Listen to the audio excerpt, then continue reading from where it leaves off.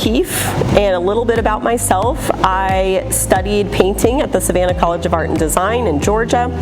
I graduated in 2005 with a Bachelor of Fine Arts, specifically studying painting. After that, I moved back to Sydney. I was born and raised in Sydney, went to Holy Angels and Layman Catholic. I had spent a couple years studying under Ann Vaccaro at Edison, so when I moved back to be near family, I reached out to Ann and she offered me a position teaching at Edison. So I have been teaching drawing and painting now at Edison for about 13 years. Coming up on starting the next semester here very shortly, and I'll be teaching Drawing 1 this semester. I am a portrait and figure painter. I work in acrylic on wood panel, and a lot of my work is based on what's called blind contour drawing. So as I'm laying out a drawing for a finished work, which is eventually done in acrylic, I am not looking at the panel that I'm working on. So if I'm doing a portrait of someone sitting over here, I'm looking at them and I'm painting over here, and I'm never looking at the panel until I'm ready to actually fill it in with paint. So that's just an interesting tidbit about my process for anyone who eventually looks at my work and checks it out. I am doing the drawings blind and then filling in with paint after the fact. So that's a little bit about me. So I think I started my experience with the arts earlier than I can even remember. My mom was super creative, and actually my whole family is very creative. I remember my grandma on my dad's side was always painting furniture and doing little like decorative crafts and things that were around her home. And then my grandfather on my mother's side painted, and he gave me my first oil painting set, which I tried to do some finger painting with. It was a total failure and a mess. Then my mom just always encouraged not just coloring in coloring books, but kind of thinking outside the box. She did plays, we did sculptures, we did drawing, painting, Ukrainian Easter eggs, all sorts of stuff. So very early beginning, and have always been into everything creative. Growing up, I dabbled in a little bit of every kind of artwork, including not just drawing and painting, but I was involved in theater, I was involved in the marching band in high school, I have done set building, I have done mural painting, so I've had experience in probably just about everything. One thing that stands out in my mind in terms of early art experiences, or I guess encouragement towards the arts, is in the second grade I had this teacher. I went to Holy Angels in Sydney, and she was a friend of my grandmother, and she was also my second grade teacher. And I remember being in her class, and it was time to read. We were supposed to be reading a book, but of course I got distracted and looked over, and next to my desk was this poster of like a little kid in front of a blackboard, and there was like an eraser and some chalk on the ledge, and I copied that on a piece of paper. And I remember Mrs. Bonnell walking by and like slowly, I think she tapped on my desk or tapped on the paper and said something to the effect of, "This is not what you're supposed to be doing right now, but it's really good." And I remember being like, you know, I was kind of a goody two-shoes, so I hated that I got in trouble for not doing what I was supposed to be doing, but that little compliment meant a lot to me, and I felt really proud. So I don't know, that's just one example of, I guess, you know, that it was a drawing that didn't mean anything. Nobody it wasn't fine art, it was just a copy of a poster on the wall, but that pride in making something kind of stuck with me. So the arts has a huge impact on a community like Piqua. I'm from Sydney, and I'm actually very involved in the arts there. I just moved my studio here to Piqua, so I'm at, most people would recognize if I said the old Z's building, and I think it's important for communities like this to support the arts, because the arts are just, for one, they're fun. Even if you're not a professional artist, you can get that sort of pleasure and that joy from making things, whether that's a painting or whether that's being part of a production in the theater, whether that's going to a concert or making your own music. All art I kind of see as a form of communication. So it's a way to express yourself, and I think that's terribly important, especially like right now, things are so politically divided. The arts are a way for people to kind of come together and see commonality in each other in a way that I don't think you get from just maybe having a conversation. It kind of breaks down barriers because you're enjoying yourself while you're experiencing the art form, whether, like I said, whether it's painting in a museum or going to a drink and draw or listening to a concert or making the music yourself. I am a working visual artist, and I'm located here. Like I said, I just moved my studio here to Piqua from Sydney, which is not terribly different. I also teach at Edison, so in terms of making a living, I have that Edison job, which is supplementing my studio practice, and I do sell works in places like Dayton, bigger, metropolitan areas, but there's enough of an appreciation here and family here that I make it work. People do have a stereotype that you can't be an artist here, but I just think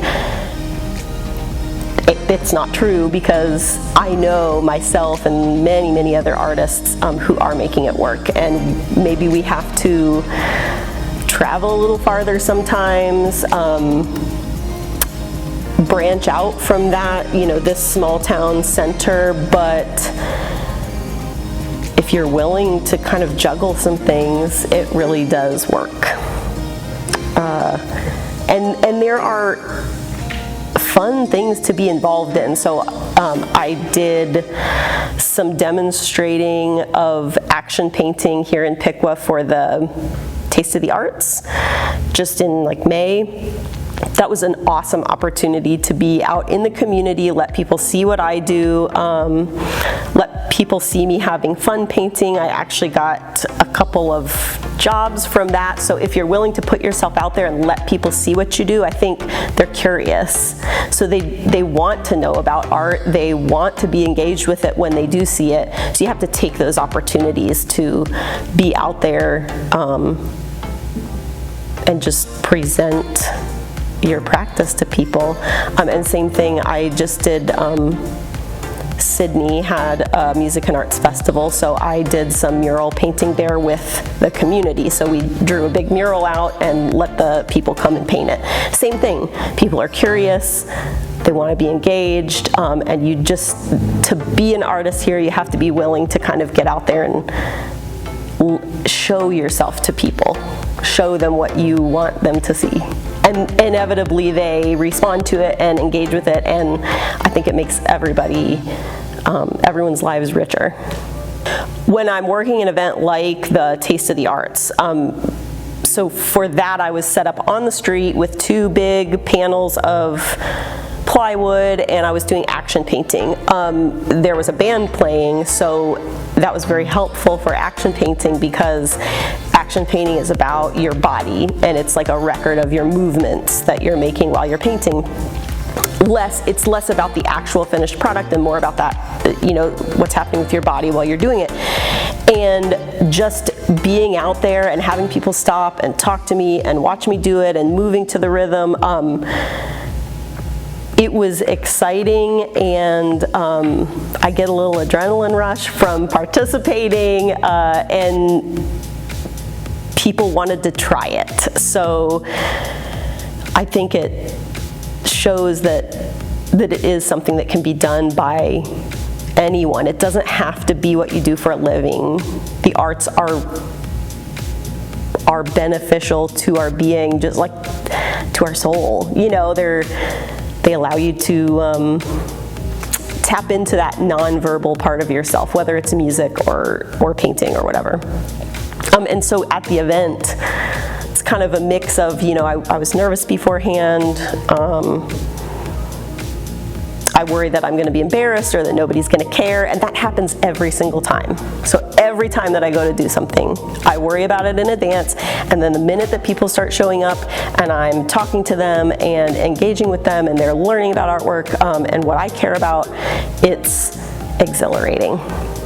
So events, fun. So advice that I would give to students who would like to go into the arts, and I can speak from experience only in the visual arts. This is specific advice. There are lots of art schools out there.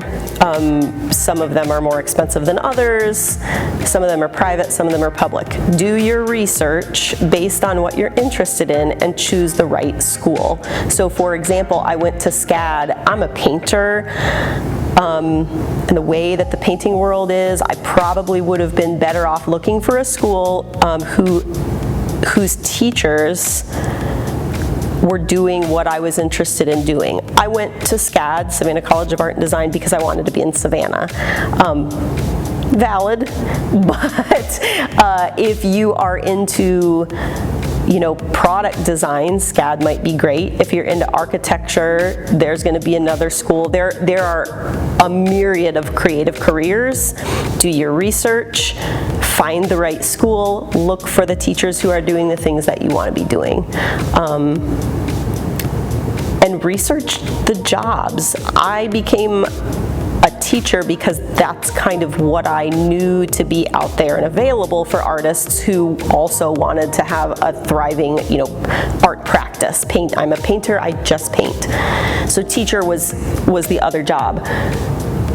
Again, there are lots of other creative careers. You can build sets, you can make costumes, you can do film and video, you can have lots of other, you know, graphic design jobs or something on the side that supplement your income if you want to be a fine artist also.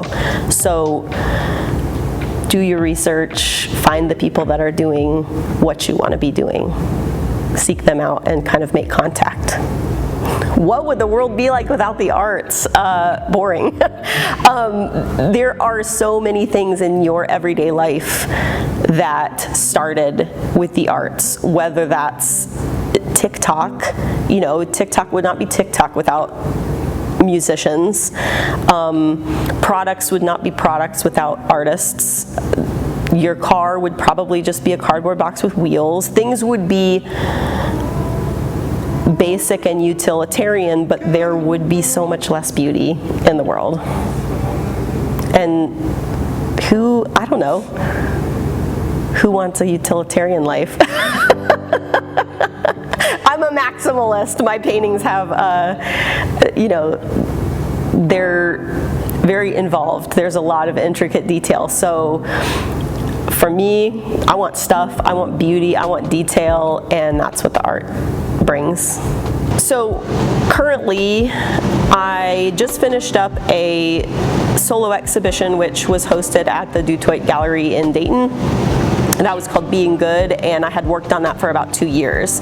So immediately from that exhibition, I was contacted and offered an exhibition at Sinclair College Galleries at Sinclair down in Dayton. So that will be in November this year, and I'm currently working very hard to produce some new work for that. So if you're interested in my brand new work, that's going to be at Sinclair Galleries in November. My website is www.maureenokeefeart.com, and you can find samples of all of my work there.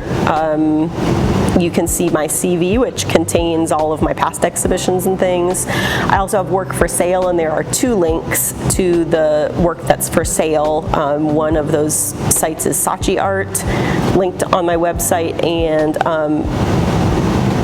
there's a gallery in Dayton called the Edward A. Dixon Gallery, and he has a few of my works available for sale online through his website, and that's eadgallery.com or shopeadgallery.com. So yeah, come see my show at Sinclair if you're interested. I also will do some studio visits by appointment. You can reach out to me through my website to schedule something like that if you're interested.